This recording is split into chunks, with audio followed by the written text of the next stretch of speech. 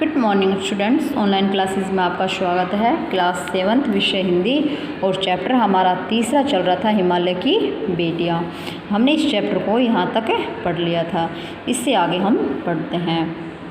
सिंधु और ब्रह्मपुत्र ऐसे नाम हैं जिनके सुनते ही रावी, सतलुज, व्यास, चनाब, झेलम, काबुल, कुभा, कपिशा, गंगा, यमुना, सरयू, गंडक, कोशी आदि हिमालय की छोटी बड़ी बेटियां आँखों के सामने नाचने लगती है।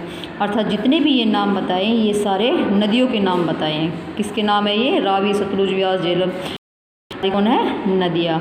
और ये हिमालय से निकलने वाली ही नदियाँ है। तो ये छोटी बड़ी नदियाँ है, मतलब कोई छोटी है कोई बड़ी है, ठीक है। लेकिन सबसे जो बड़ी नदी है वो कौन सी है? सिंधु और ब्रह्मपुत्र। ये ऐसी दो नदी है जो बहुत ही विशाल नदी है, ठीक है। और ये जितनी भी नदियाँ हैं वो हिमालय की छोटी मोटी बेटियाँ है। वास्तव में सिंधु और ब्रह्मपुत्र स्वयं कुछ नहीं है। अर्थात लेखक कहता है कि वास्तव में जो सिंधु और ब्रह्मपुत्र नदियाँ हैं वो स्वयं कुछ नहीं है।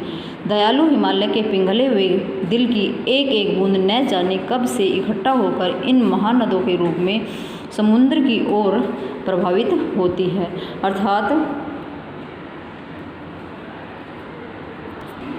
अर्थात जो सिंधु और ब्रह्मपुत्र है वो स्वयं में नहीं है, कुछ भी नहीं है। जो हिमालय है उसके दिल की एक एक बूंद, अर्थात हिमालय पर्वत पर बर्फ़ है बहुत सारी, तो उसको पिघलने पर एक एक बूंद न जाने कब से इकट्ठा हो रही है और इकट्ठा होकर इन दो महानदियों के रूप में समुद्र की ओर प्रभावित होती है, अर्थात समुद्र की ओर बहती है, ठीक है। कितना सौभाग्यशाली है वह समुद्र जिसे पर्वतराज की हिमालय की इन दो बेटियों का हाथ पकड़ने का श्रेय मिला। अर्थात यहाँ लेखक कहता है कि वो जो हिमालय है वो कितना सौभाग्यशाली है जिनको समुद्र की,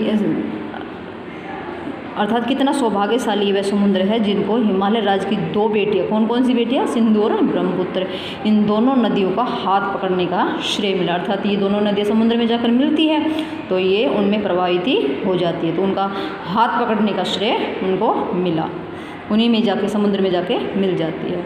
जिन्होंने मैदानों में ही इन नदियों को देखा होगा उनके ख्याल में शायद ही यह बात आ सके कि बूढ़े हिमालय की गोद में ये बच्चियाँ बनकर कैसे खेला करती है।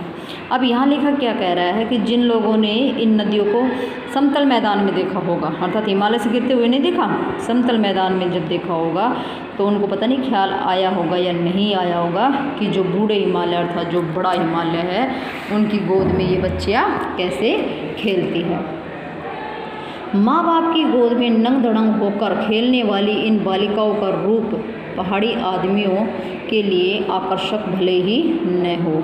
यहाँ पर कहा गया है कि जो माँ बाप की गोद में बच्चे खेलते हैं ना, छोटे छोटे बच्चे नंग धड़ंग होकर खेलते हैं, बालक हो या बालिकाएँ हो, उसी प्रकार ये नदियाँ भी हिमालय पर्वत की गोद में खेलती है।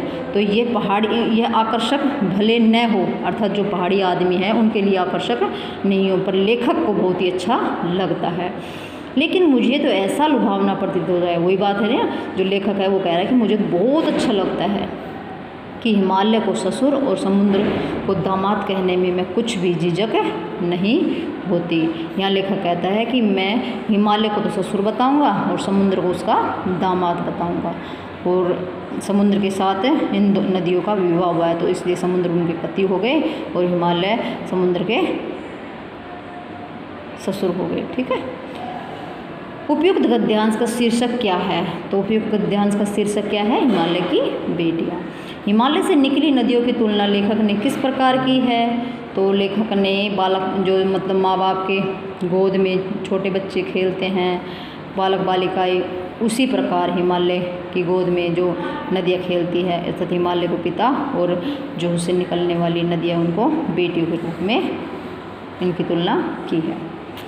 अगला देखो, इसके पहले कठिन शब्दार्थ देख लेते हैं। कालिदास। कालिदास कौन थे? एक संस्कृत के महान कवि, विरही, बिछड़ा हुआ यक्ष हिमालय में निवास करने वाली एक जाति है, कुबेर का वंशज है, ठीक है।